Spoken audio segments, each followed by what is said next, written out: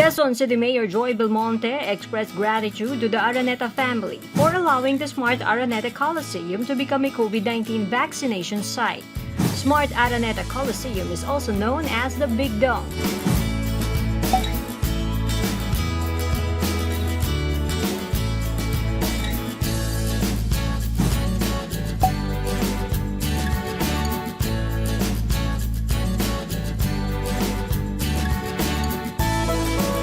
On day 1, about 1,000 QC residents were given the first dose of the AstraZeneca COVID-19 vaccine. They belong to the A1, A2, and A3 category, or the priority groups for medical frontliners, senior citizens, and persons with comorbidities.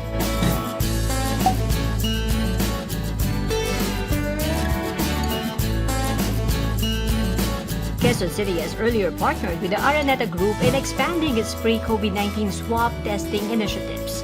Since the fourth quarter of 2020, the Araneta City has been a venue for RT-PCR tests. In February, the Philippine Red Cross opened saliva testing in the Araneta City bus port.